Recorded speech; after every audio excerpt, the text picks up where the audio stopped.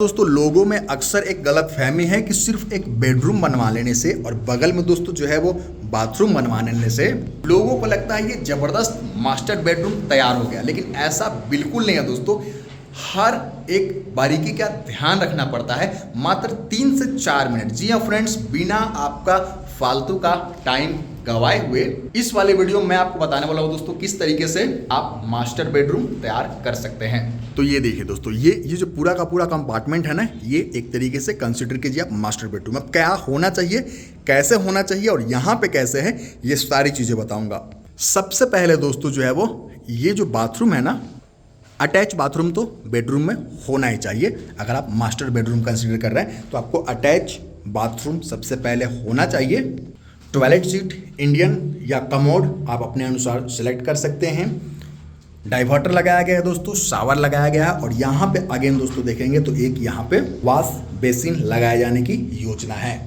Geyser के लिए भी आप देख सकते हैं यहाँ पे पॉइंट दिया गया है। बढ़िया वेंटिलेटर एक होना चाहिए। ये बाथरूम का रिक्वायरमेंट है। अब दोस्तों बेडरूम में आपको किस तरीके से रखना है ना, कम से कम दोस्तों जो है वो 11 से 12 फीट आपका दोस्तों लंबाई, इस तरीके से कम मैं बता रहा हूँ, ठीक है। 11 से 12 फीट, अगर 13-14 फीट लंबाई रखते हैं ना, बहुत जबरदस्त मास्टर बेडरूम आप तैयार कर पाएंगे।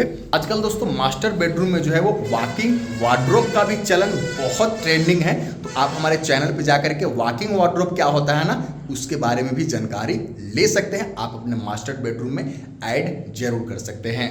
जैसे कि यहाँ से दोस्तों बेडरूम में एंट्री हो रही है, ठीक है, एंट्री हो रही है और साथ में साथ देखेंगे दोस्तों, आपका मान लीजिए दरवाजा इस साइड खोल रहा है ना, तो इस साइड में यहाँ पे कोई भी स्विच बोर्ड नहीं होना चाहिए, बल्कि उसके बिल्कुल उलट साइड में दोस्तों यहाँ पे स्विच बोर्ड होना चाहिए। आप देखेंगे मास्टर बेडरूम में एक गलती जो किया गया है, ये वार्डरोब तो जरूरी है दोस्तों। आपको मास्टर बेडरूम में एक वार्डरोब तो होना ही चाहिए, लेकिन देख सकते हैं यहीं पे, यहाँ पे चूंकि दोस्तों फर्नीचर का पूरा काम होगा, ठीक है, और यहीं पे दोस्तों जो है वो स्विच बोर्ड लगा दिया गया है। तो ऐसे गलती से आपको बचना चाहिए। यहाँ पे अगर कपड़ा वगैरह रखे हुए हैं और दोस्तों फर्नीचर का काम अगर होता है तो इस जगह पे आपको जो है वो इलेक्ट्रिकल पॉइंट देने से बचना चाहिए। कभी भी दोस्तों शॉर्ट सर्किट का खतरा जो है वो आप नहीं चाहेंगे कि आपका जो इंपॉर्टेंट डॉक्यूमेंट है, वार्डरोब में जनरली लोग रखते हैं दोस्तों, बढ़िया कपड़ा है वो वार्डरोब में रखते हैं, तो कभी भी शॉर्ट सर्किट वगैरह से आप चांस नहीं लेना चाहेंगे। दूसरी चीज़ दोस्तों, आप जितना ज़्यादा वेल वेंटिलेटेड जो है वो इस तरीके से बेडरूम को रखेंगे ना, आपके रहने का जो एक्सपीरियंस है दोस्तों उतना ही सही होने वाला है, ठीक है। आप 2 वेंटिलेटर के जगह में दोस्तों सिंगल वेंटिलेटर भी दे सकते हैं, और वेंटिलेटर आपको उसी तरफ देना है ना जिसके बाहर में आपका छज्जा है, ठीक है।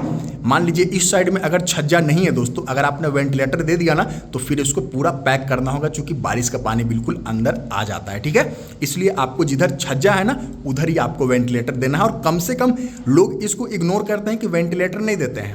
वेंटिलेटर का साइज आप घटा सकते हैं, 8 इंच का वेंटिलेटर दोस्तों बना सकते हैं, ठीक है, और 1 फीट जिसकी लंबाई जो है वो रख सकते हैं।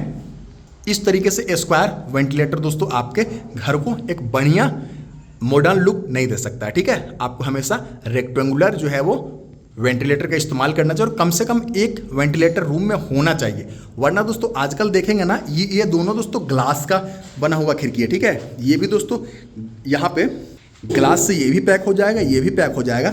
यहाँ पे दोस्तों आपने अगर दरवाज़ा लगा लिया ना तो यही वेंटिलेटर दोस्तों जो है वो आपको वेंटिलेशन प्रोवाइड करेंगे, ठीक है। तो कभी भी जब ग्लास का विंडो लगवाते हैं ना तो बिना वेंटिलेटर के अपना घर जो है वो नहीं रखना है।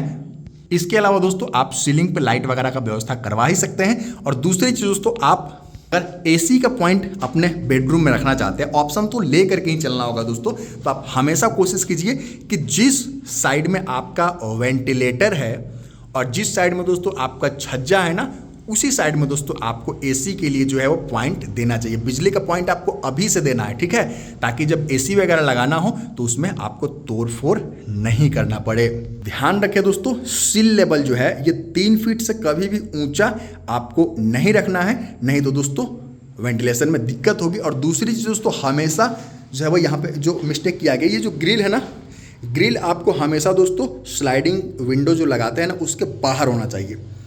अभी दोस्तों अगर स्लाइडिंग विंडो का इस्तेमाल करेंगे ना तो ग्रिल के अंदर हाथ ले जाएंगे, तब दोस्तों इस तरीके से आपको करना होगा, ठीक है, इस तरीके से करना होगा, इस तरीके से करना होगा, ठीक है। तो ये परेशानी ना हो इसके लिए दोस्तों आपको ग्रिल को हमेशा स्लाइडिंग विंडो को बाहर लगाना है और विंडो हमेशा अंदर रखना है।